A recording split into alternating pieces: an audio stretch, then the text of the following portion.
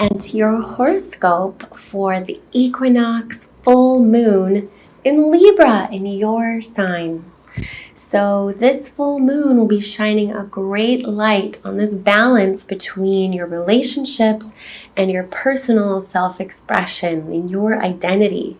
The full moon in Libra is right there in your first house, shining this great light, bringing some new awareness to how you present yourself to the world and your physical body.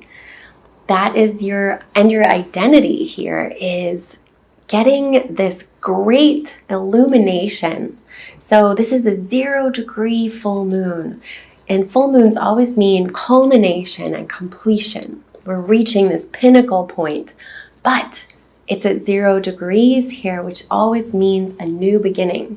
So there's some completion and also a new starting, a new beginning about how you think about how you look. That's your identity, your first house, and your physical body. So you might be looking at yourself a little bit differently after this full moon and for the following 2 weeks. So Chiron has just moved into your 7th house. In the middle of February, Chiron moved into Aries. So bringing the healing, wounded healer, shaman into your relationships. This is a big deal. For the next 7 years, you're finding the healing through your relationships, and you're finding the wound in your relationships. So it's a big deal for you Libra risings here, especially when that is exact for you. It depends on your exact degree of your rising on when that's going to happen for you. But in general, you guys are feeling the healer in your relationships, urging you to go deeper and go on a healing journey with your partner here. So and that's what this seesaw effect of the full moon, bringing Sun conjunct Chiron, bringing this new healing energy into your partnerships, but also shining this great light and awareness on your physical identity and how you're presenting yourself, the mask that you wear. Maybe you want to change it here, or maybe you're just looking at it. So make sure that you're looking at yourself with love here, because it's a great light shining on your physical identity, your physical body. So be kind to yourself, lovely Libra. And Chiron going into your 7th house is a big deal transit. So it can be thick here with the healing work that's required in your relationships. Okay, so Venus is squaring Mars for this equinox full moon. Exactly. So Venus is in your 5th house. It has been for the last 3 weeks, bringing this lightness to your playful world and your romantic world. It's becoming a little bit lighter, more playful here. But now it's squaring off with Mars. Mars, who is in your 8th house of shared finances. So Mars in the 8th house.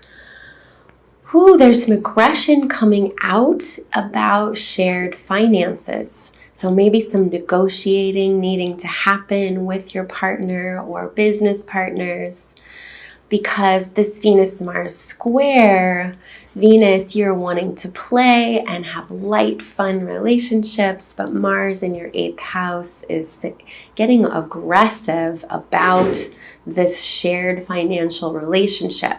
So it's time for some negotiating, and be gentle with yourself and with the other that you're negotiating with, because there's a lot of friction going on with this Venus-Mars square. But there's also a lot of passion. And with Venus in your 5th house, it could be a really romantic time. So enjoy that and play with that.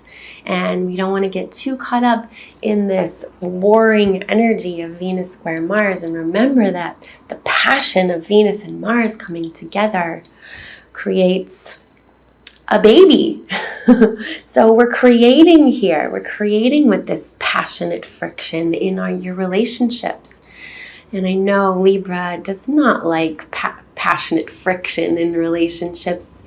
Libra wants harmony. I'm a Libra rising too. We want harmony. So we can still find the harmony even though we are working out some big stuff about the shared finances in our relationships. And Jupiter in our third house is expanding our mind. Jupiter will be sextiling Venus. So use that mental expansion here, whatever you're studying or learning. Make sure that you focus on this mental expansion here, on this study or whatever new studying you're doing. And whatever's expanding your mind is where you want to go with this energy and bring this playful quality into your relationships and this awakening of the inner child. And speaking of awakenings, Uranus has left your 7th house, finally. So for 7 years, Uranus has been roaring through your relationships, changing them up like crazy.